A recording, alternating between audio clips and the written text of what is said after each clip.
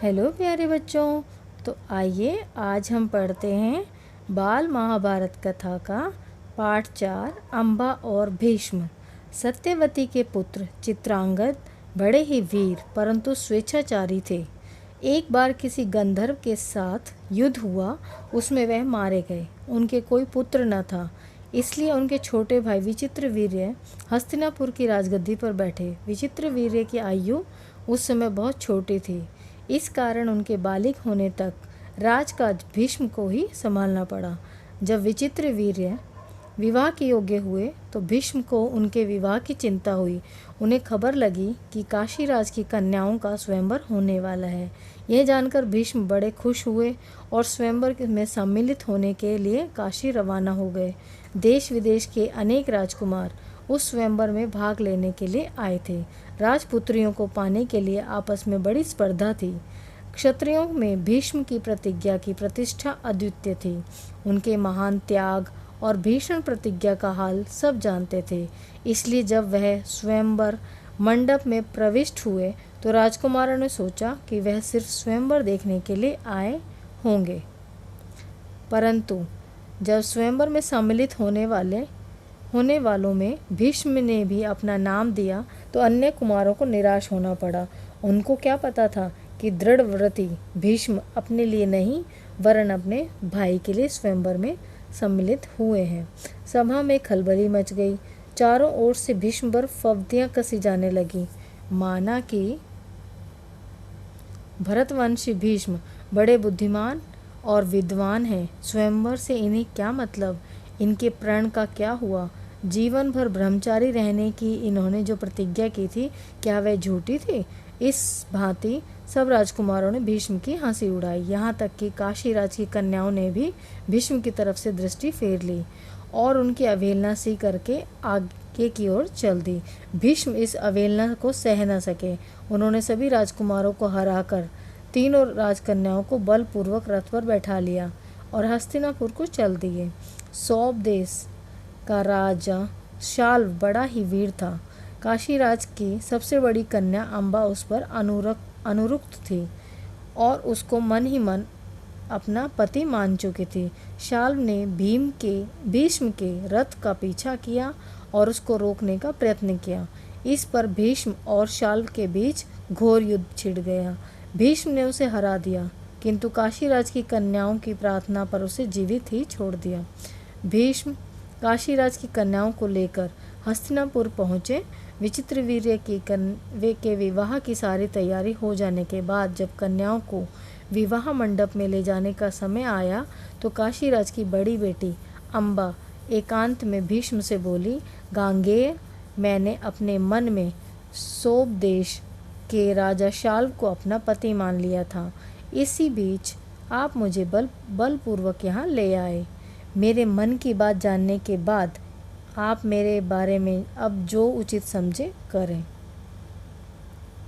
भीष्म को अम्बा की बात जची। उन्होंने अम्बा को उसकी इच्छानुसार उचित प्रबंध के साथ शाल्व के पास भेज दिया और अम्बा की दोनों बहनों अंबिका और अम्बालिका का विचित्रवीर्य के साथ विवाह करा दिया। अम्बा अपने मनोनीत वर सोबराज शाल्व के पास गई और सारा वृतांत कह सुनाया। उसने कहा, राजन, मैं आपको ही अपना पति मान चुकी हूँ। मेरे अनुरोध से भीष्म ने मुझे आपके पास भेजा है। आप मुझे अपनी पत्नी स्वीकार कर लें। पर शाल्व न माना। उसने अम्बा से कहा, सारे राजकुमारों के सामने भीष्म ने मुझे युद्ध में पराजित किया और तुम्हें बलपूर्वक हरण करके ले गए। इतने बड़े अपमान के बाद मैं तुम्हें कैसे स्वीकार कर सकता हूँ। तुम्हारे लिए अब उचित यही है कि तुम भीष्म के पास जाओ और उनकी सलाह के मुताबिक ही काम करो। बेचारी अम्बा हस्तिनापुर लौट आई और भीष्म को सारा हाल कह सुनाया। उन्होंने विचित्रवीर्य से कहा, वत्स, राजा शाल्व अम्बा को स्वीकार नहीं करता। इससे विदित होता है कि उसकी इच्छा अम्बा को पत्नी बनाने की नहीं थी। अब उसके साथ तुम्हारा ब्याह करने में कोई आपत्ति नहीं रही है। पर विचित्रवीर्य अम्बा के साथ ब्याह करने को राजी न हुए। बेचारी अम्बा न इधर की रही न उधर की। कोई और रास्ता न देख वह भीष्म से बोली, गांगे, मैं तो दोनों ओर से ही गई। मेरा कोई भी सहारा न रहा, आप ही मुझे हर लाए थे, अतः अब आपका यह कर्तव्य है कि आप मेरे साथ ब्याह कर लें। भीष्म ने उसकी बात ध्यान से सुनी और अपनी प्रतिज्ञा की याद दिलाकर बोले, अपनी प्रतिज्ञा तो मैं नहीं तोड़ सकता। उन्होंने अम्बा की परिस्थिति समझकर विचित्र वीर्य से दोबारा आग्रह किया, पर वह न माना।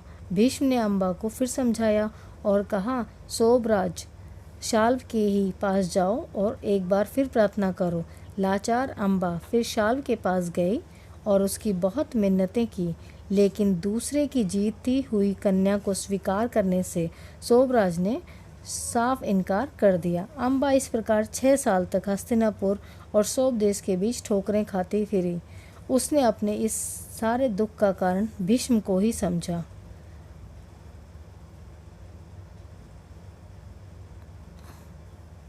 भीष्म को ही समझा। उन पर उसे बहुत क्रोध आया और प्रतिहिंसा की आग उसके मन में जलने लगी। भीष्म से बदला लेने की इच्छा से वह कई राजाओं के पास गई और उनको अपना दुखड़ा सुनाया। भीष्म से युद्ध करके उनका वध करने की उसने राजाओं से प्रार्थना की, पर राजा लोग तो भीष्म के नाम से ही डरते थे। किसी में इतना साहस न था कि भीष्म से युद्ध करें। क्षत्रियों से एकदम निराश होकर अम्बा ने तपस्वी ब्राह्मणों की शरण ली। तपस्वियों ने कहा, बेटी तुम परशुराम के पास जाओ, वे तुम्हारी इच्छा अवश्य पूरी करेंगे। तब ऋषियों की सलाह पर अम्बा परशुराम के पास गई। अम्बा की करुण कहानी सुनकर परशुराम का हृदय पिघल गया। उन्होंने दयार्द स्वर में कहा, काशीराज कन्ये, तुम मुझसे क्या चाहती हो?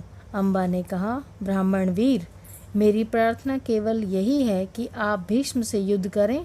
मैं आपको भीष्म के वध की भीख मांगती हूँ। परशुराम को अम्बा की प्रार्थना पसंद आई। बड़े उत्साह के साथ वे भीष्म के पास गए और उन्हें युद्ध के लिए ललकारा। दोनों कुशल योद्धा थे और धनुष विद्या के जानकार भी। दोनों ही जितेंद्रिय और ब्रह्मचारी थे। समान योद्धाओं की टक्कर थी। कई दिनों तक युद्ध होता रहा, फिर भी हार जीत का निश्चय न हो सका।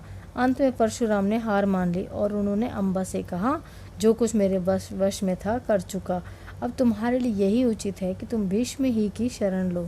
पर अम्बा ऐसी बातों से कब विचलित होने वाली थी। उसने वन में जाकर फिर तपस्या शुरू की और तपोबल से स्त्री रूप छोड़कर पुरुष बन गई और उसने अपना नाम शिखंडी रख लिया। जब कौरवों और पांडवों के बीच कुरुक्षेत्र के मैदान में युद्ध हुआ तो भीष्म के विरुद्ध लड़ते समय शिखंडी रथ के आगे बैठा था और अर्जुन ठीक उसके पीछे। ज्ञानी भीष्म को यह बात मालूम थी कि अम्बा ही शिखंडी का रूप धारण किए हुए हैं, इसलिए उन्होंने उस पर बाण चलाना अपनी वीरोचित प्रतिष्ठा के विरुद्ध समझा। शिखंडी को आगे करके अर्जुन ने भीष्म पितामह पर हमला किया और अंत में उन पर विजय प्राप्त की। जब भीष्म आहत होकर पृथ्वी पर गिरे तब अम्बा को क्रोध शांत हुआ। तो ये कथा थी पार्ट 4, अम्बा और भीष्म। धन्यवाद।